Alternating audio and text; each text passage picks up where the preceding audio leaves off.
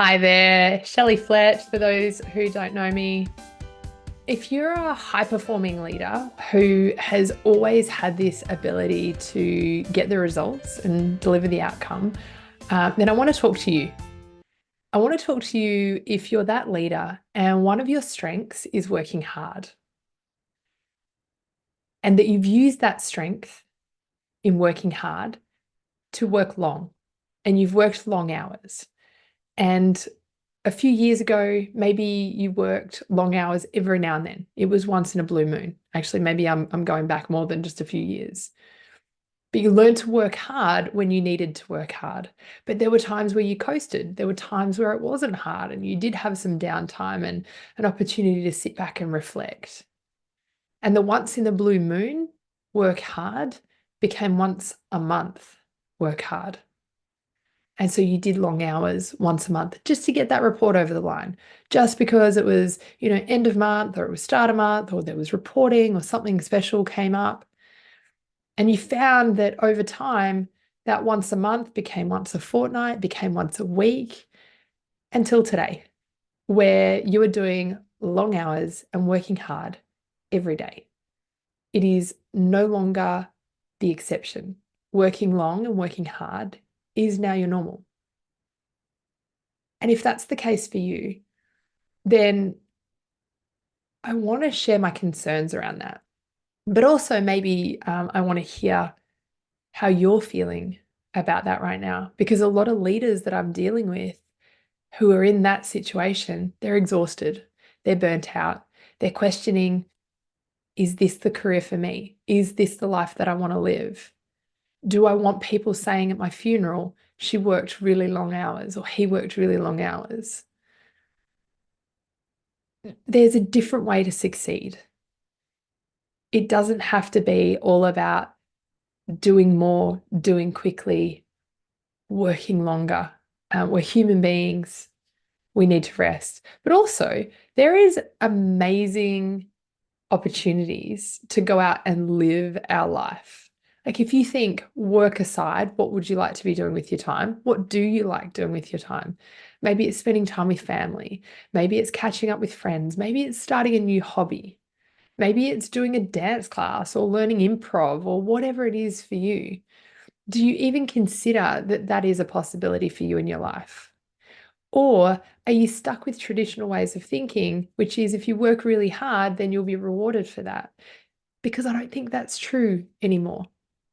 And I think the people who think that are not great role models or advocates for us to be following and be observing. Yes, working hard will get you to a certain point. And historically, I think it got a lot of people there. So it was quite easy to succeed. I think going forward, the thing is that is going to separate you, the thing that is going to create success, not just in your professional life, but in your life overall, is around being more effective, being more deliberate with your time, being more deliberate with what you're taking on, your priorities, the conversations that you're having, how you're showing up in conversations, deliberately noticing where you need a break and stopping because you choose to. Um, I can't help but think that the metaphor that sort of pops up for me is a book that I got really early in my leadership career, which was called Who Moved My Cheese? Those of you who've read it will maybe have a little chuckle, but those who haven't, it's a really simplistic, it's about that thick, it's a small book, and it's all based around these two mice who find themselves this huge chunk of cheese. And one mouse says, this is amazing. We're set, we're secure, we're set, we're good for life. And just sits there and kind of enjoys the cheese and just kind of expects that it's always going to be there.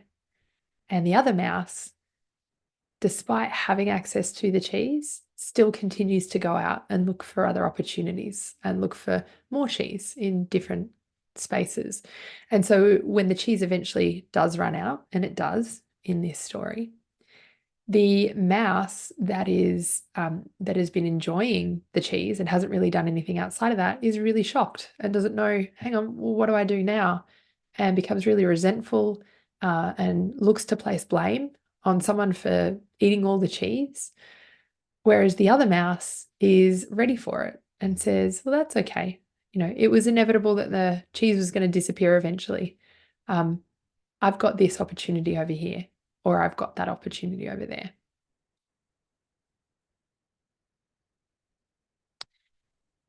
And so we want to be more like the mouse who was continuing to look for opportunities. I think there's a danger of just sitting with the one piece of cheese or sitting in your role expecting that things will happen to you or happen around you to make you okay, to ensure that you always succeed. I think the person that is responsible for their success, the only person responsible for your success is you. And so, what can you do in order to increase and enhance your likelihood of success? And there's three areas that I focus on, or that I help leaders, encourage leaders just to expand their awareness of. And the three areas are awareness of self, awareness of others, and awareness of the space or the environment. When we're not having awareness for those three things with some kind of consistency and some kind of, equality, then we become over focused on one area to the detriment of another. For example, if we're over focused on ourselves and not focused enough on others, then we can have issues with engagement. We might take too much control over things and accept that maybe we're the only people who know how to do this, or be so driven and set in your own way of operating, your own way of leading, that you ostracize others or you exclude them, not deliberately, but almost by accident as a result. The flip side to that is if you're so focused on others to the expense of yourself, then that's where we're making sacrifices. That's where you're probably feeling a little bit of resentment, because what you're getting back isn't fulfilling you, and it's not, and it never will. And so you can start to take that personally and become bitter over time and annoyed and damage relationships. And of course, if you're in a leadership role and you're doing that, then you're going to make your job a whole lot harder. You're going to be less effective. And if we're focusing on the environment at the expense of ourselves and of others, then we're always trying to appease, or we're trying to make adjustments to the way that things are working, to, processes that we follow, or systems that we use, or perhaps we're just overwhelmed by everything that's going on in the space that we completely shut down and we don't actually take any action at all. And so in order to become more effective, to become more dynamic in how you lead, it's looking at, well, what is going on with me? Am I aware of how I'm feeling, my energy levels? Am I feeling motivated today? Do I know what I'm capable of? Do I know what I want in the future? Where am I now? What's the gap between those two things? What is it that I am in control of? And how can that help to set me up for the future? What does that offer me right now? What are the decisions that I need to make in order to get more of a balance, if you want to call it balance, or just more equilibrium around the different areas of your life, the different components of you? And while we're focusing on ourselves, we're also noticing others, and we're encouraging others to focus on themselves as well. But we appreciate that our interactions with them require us to be quite open, and that we need to explore the relationship and understand them at an individual level. And we need to understand what is it that they need, and how can we work together? How can we collaborate? So collaboration is a big opportunity. I think we talk about it a lot. I don't necessarily think we understand what it really means to collaborate.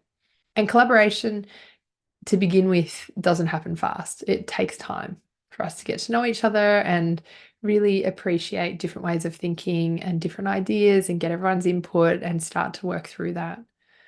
Over time, it can absolutely speed up, but we need to be looking at collaboration from a different perspective and really use it as a tool to become more effective than what we are right now. And we do need to consider the space. We need to look at what's the physical environment, right down to, notifications that might be switched on or and interrupt us while we're having conversations like this one. Whether it is, Teams chats or someone knocking on your door or passing by your desk or cats, walking across keyboards, whatever it is, we need to consider the environment and what's the environment doing to either help me or hinder me in my effectiveness.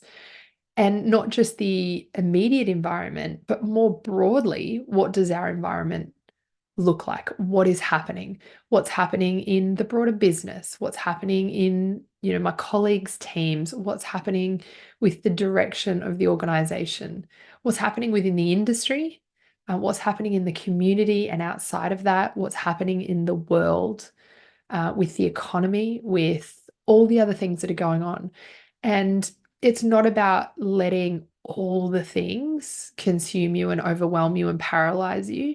It's just being aware that they exist and that when one thing changes, usually something else changes. When one thing changes in the space, then something will change with others, something will change within ourselves. And so rather than being reactive to that, or at the result of that, we start to take control of that and go, I know it's there. I can see it coming. I can do something about it. And so we feel more empowered. And so when we've got focus on those three things, what we notice is we become more curious about, what's happening and what are the opportunities and what does that mean? We get greater clarity of maybe not what's going to happen exactly in the next month, 2 months, 6 months, 12 months, but we can get clarity around what our strengths are and what we can take to whatever situation comes at us.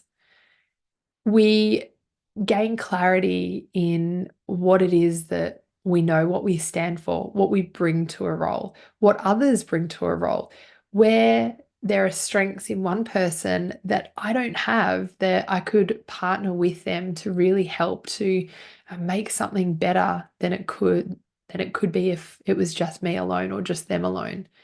So when we're curious, we gain some clarity around that, and through that, with those two things, then we become more confident. And we become confident within ourselves. We become confident with what we know. We become confident with what we don't know. And we've got conviction in how we have conversations. So when my manager tells me, hey, I need you to get this particular thing done, rather than nodding and saying, yeah, absolutely, I'll stay back and get it done, and sacrifice things in my personal life, I might pause and ask the question, I know there's so much going on. I'm really curious about what this thing is going to deliver us and whether this is the most effective use of my time. And if it is, that's fine. Then this is the trade-off. And that I have conviction to say, I'm one person. I cannot work any harder or any faster than I'm already working.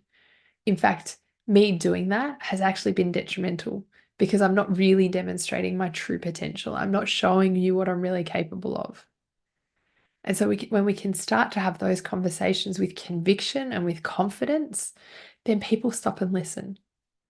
So when you've got this clarity and this calmness, and you've got this curiosity, and you've got this confidence, then it's easier to be the leader who is strong and kind.